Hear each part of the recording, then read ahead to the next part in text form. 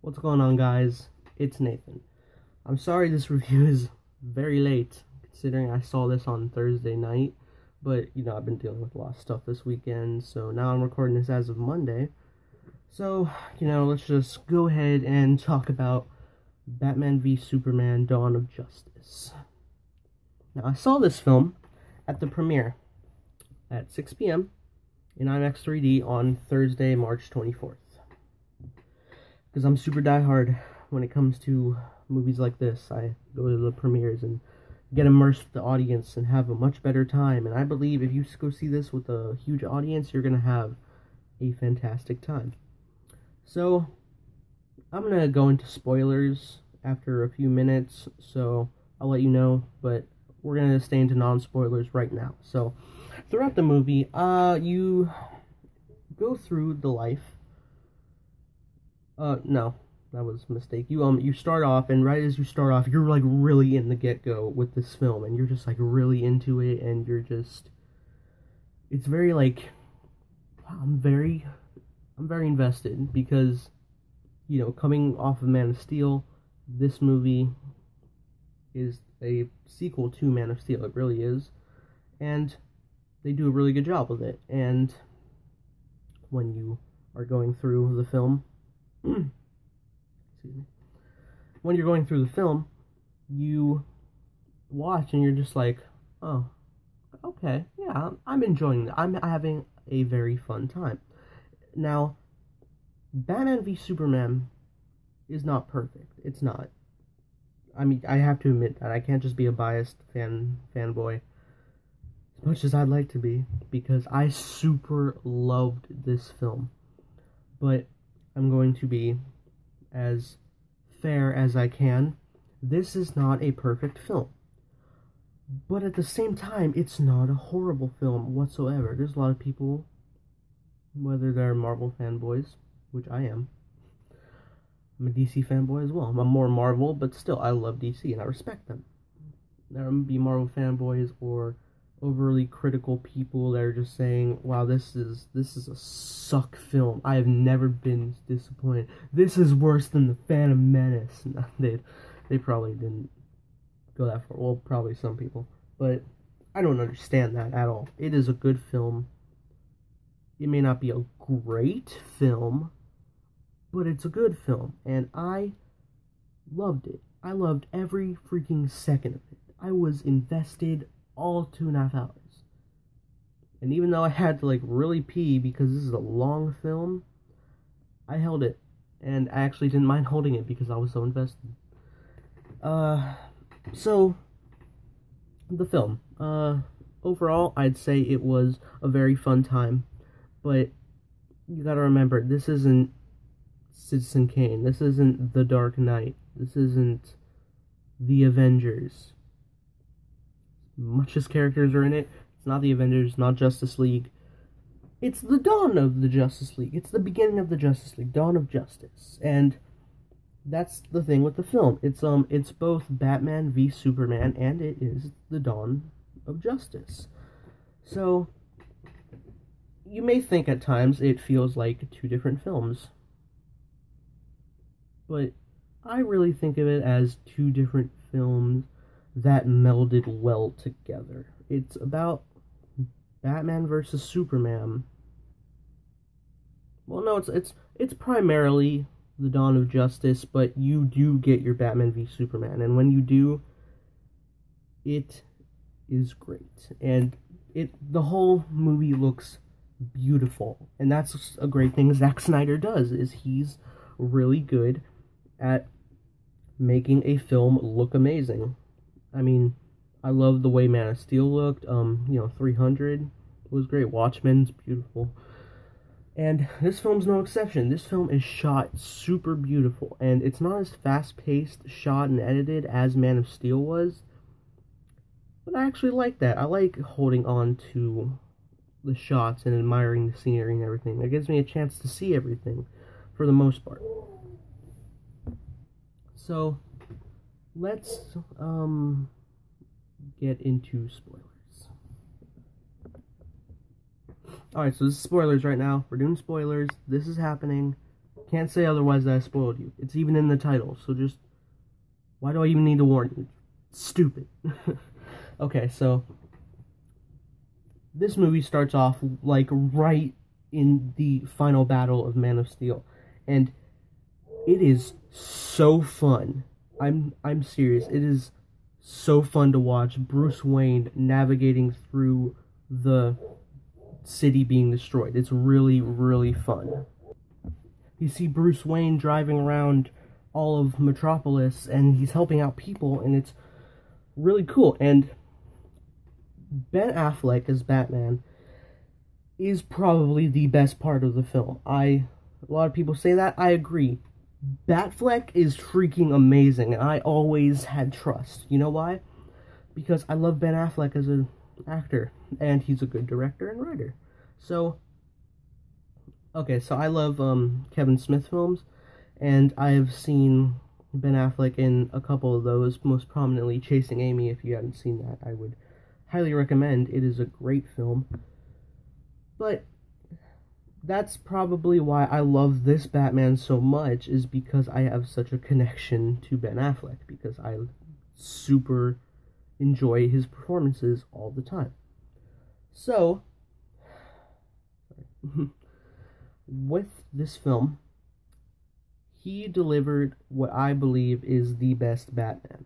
I believe this is the best Batman, and I love him as Bruce Wayne. He's not your traditional Bruce Wayne. He is the rundown, older Bruce Wayne. However, he's still Batman.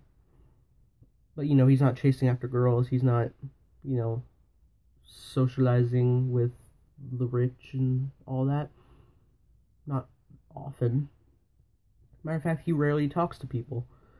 He only talks really when spoken to, or he's intrigued by someone, like Wonder Woman. Which Gal Gadot as Wonder Woman was very, very impressive. I really dug her version of Wonder Woman very much. It's pretty much the only live-action version I've seen, but, you know, with a lot of doubt of how she'd perform, I say she did pretty fantastic.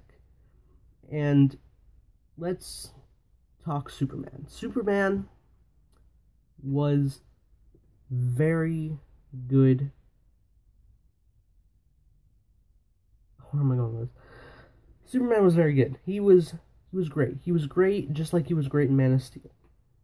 He is a great character. Now, we go through this movie, you know, after the events of Man of Steel, and Bruce Wayne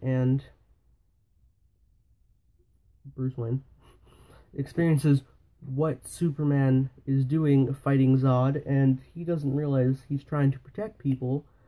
He just sees, okay, this is a dangerous being. He has caused so much destruction and caused the death of so many people. He needs to be stopped. And, you know, more events happen more and more where it showed that Batman's just, like, getting more, like, okay, yeah, this guy needs to be stopped. And it's something Lex Luthor does, that, you know, causes Batman to go over the edge, because, you know, Superman attends the court hearing that we see in the trailers, and, basically Lex Luthor blows it up, but, you know, from Batman's perspective, you know, Superman did that, so it's like, good lord. I mean, it's not directly said Superman did this, but, you know, there'll be people who are, like, automatically assuming Superman did this, he must be stopped. And so they go with the Dark Knight Returns aspect of this, and it's really good. They also go with another storyline, which I'll get into in a moment. Okay, so the fight with Batman v Superman, they were getting to it, and I was getting excited, like, oh my god, it's getting ready to happen, but then Lex Luthor, the horrible little twerp he is, which Jesse Eisenberg is Lex Luthor, I actually really enjoyed. I enjoyed him a lot. Maybe it's because I'm enjoying all these because they're my generation versions. you know, because, like, my father, my mother, my parents, my grandparents, they had Christopher Reeve and Gene Hackman, and they had, Adam West or Michael Keaton, and, you know, even Christian Bale. Like, some people were just like, no, yeah, Christian Bale, he's the one. He's the best Batman. It is now Batfleck. It is Ben Affleck. But, sorry, getting back onto Lex Luthor, he is the one who kicks off the fight between Batman and Superman. How? Lex Luthor kidnaps Clark's mom, which is so messed up, and he's like, okay, you have to kill Batman or we kill Martha. And, you know, Superman's just like, oh dear God, I don't have a choice, I have to do this. So he tries to go convince Bruce that he needs his help. Like, you know, I need your help, they're going to kill her.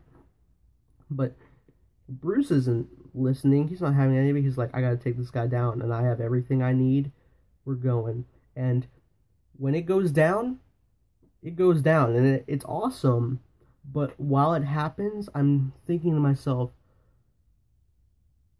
oh God, because given the circumstances, I don't want them to fight now, because it's just, I'm emotionally torn, because it's like, Superman doesn't want to fight Batman, and Batman, it's really a one-sided fight, kind of. It's really just like offense versus defense, but you're watching and it's just like, please don't, just save Martha, don't do this.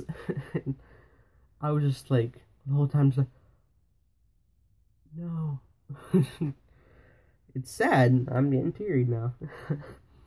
It's sad to watch, and, you know, but when they do fight, they have some really cool moments. Like, there's this part where, the kryptonite is wearing off of Superman, and, you know, Batman's punching him, and it's just like,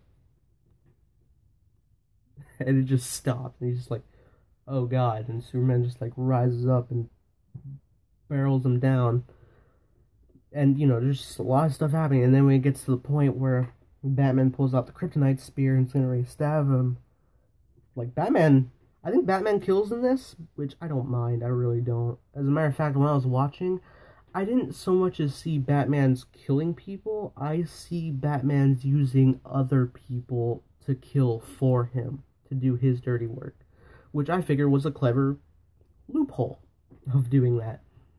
But he was going to kill Superman straight up, but then he says, we have to save Martha, and, you know, that flashes back Bruce to his mother, because both their mothers' names are Martha, and that was intriguing, and I didn't even realize that as I was watching. I was just like, oh my God, they're both Martha.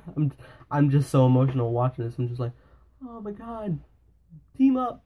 And they do, and, you know, they go after Lex, and as they get there, Lex, what has he been doing? Building Doomsday. He did a Kryptonian mutation. I forget what it's called. I need to see the movie again, and I hope I do. I hope I do. It's so good to me.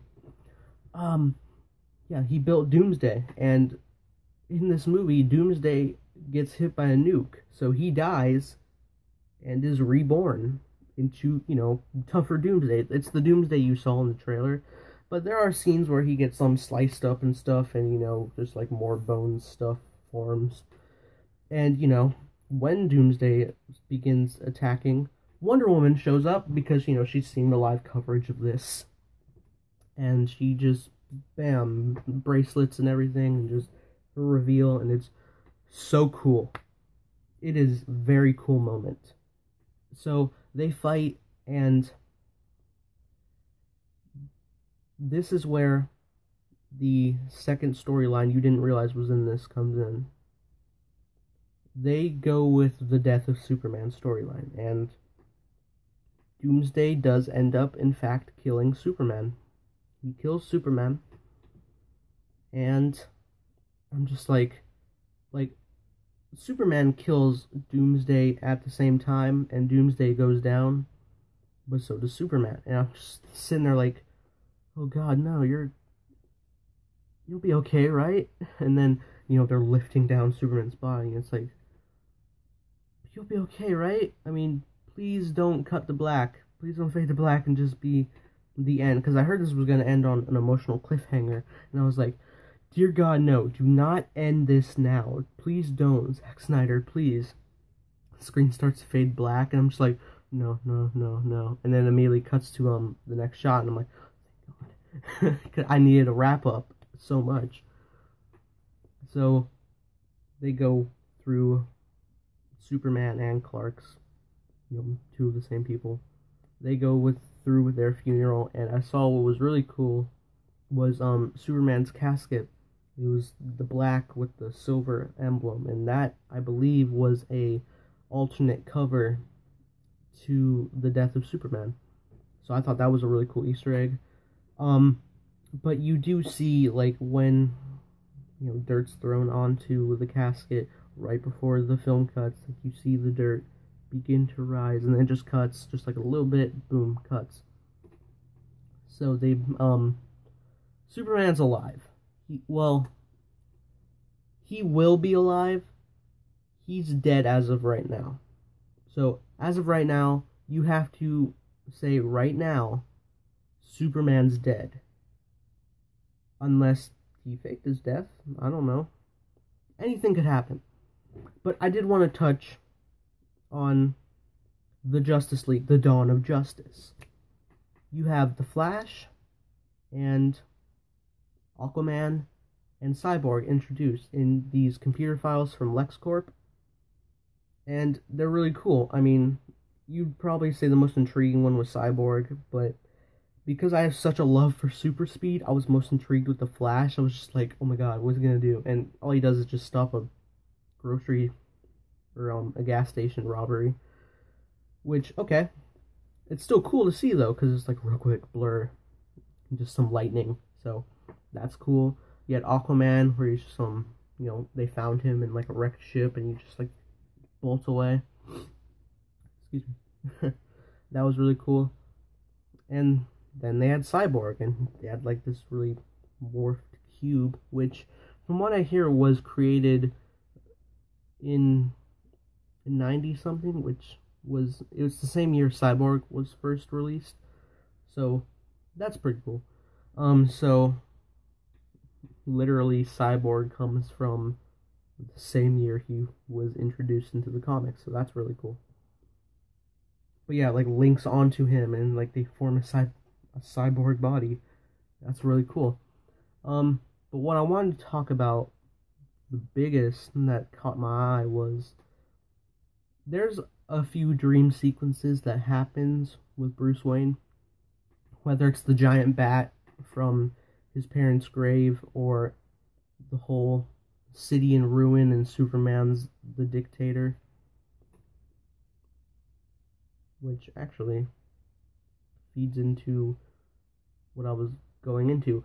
The scene where the Flash shows up and he's just like running and like telling Bruce Wayne, "You're right about him. Lois Lane's the key. You need to stop this."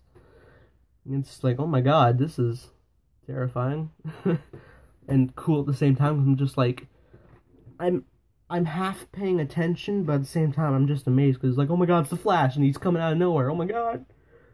But he was saying this stuff, and I'm just like, well, he's got to be talking about Superman. He's making it sound like Superman's a villain, so I'm thinking, are they going to do Injustice? You know, the Injustice storyline where Superman gets pushed over the edge by the Joker, and it eventually turns into a dictatorship around the world that Superman rules. And, you know, the Flash went back in time for Bruce to stop this, which